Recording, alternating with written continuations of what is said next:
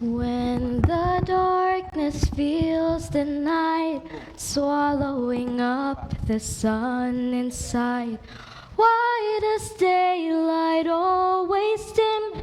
Creeping dusk, so cold and grim.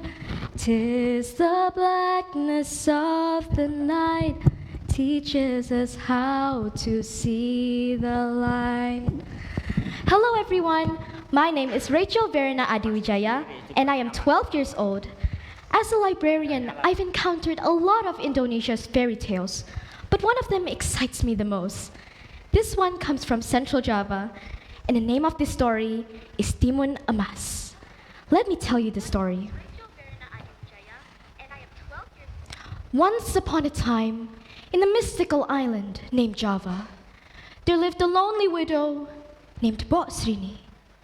Bok Srini was a kind woman, and she was desperate to have a child of her own.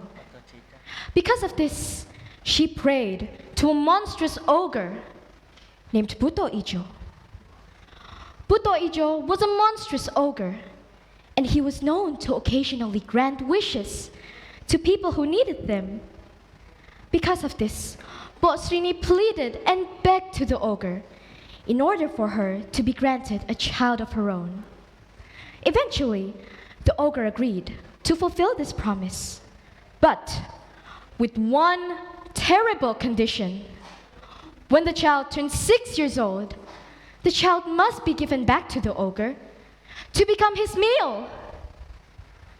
Despite the condition, the lonely widow agreed to fulfill this promise.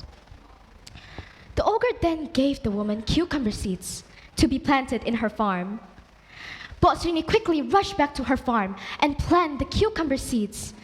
And in 2 weeks' time, the cucumbers grew and bore fruit. One of them was large and emitted a golden gleam of light. Carefully, Bok Srini split it open, and inside there was a beautiful baby girl.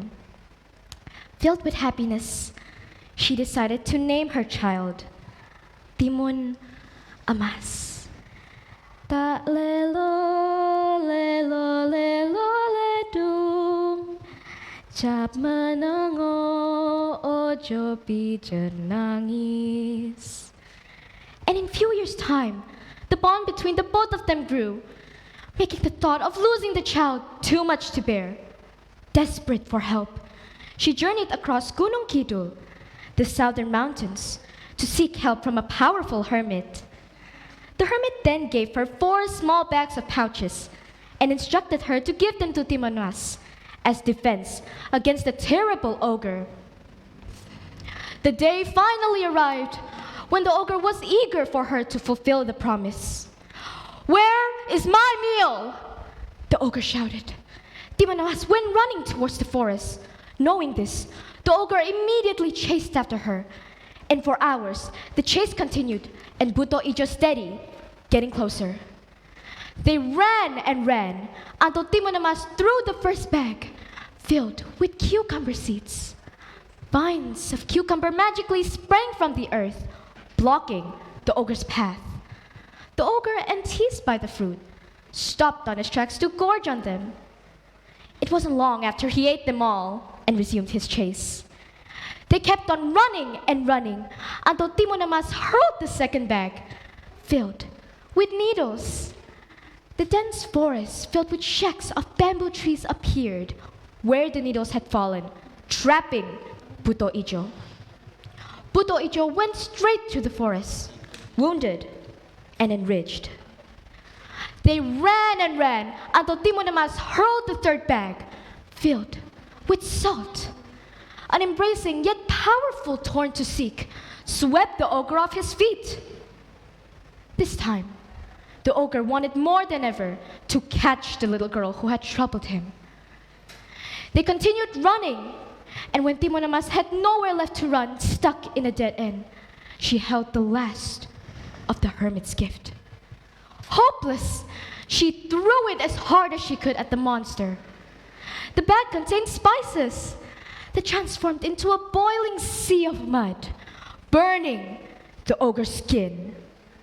The ogre shrieked and howled in pain. And then all was silent.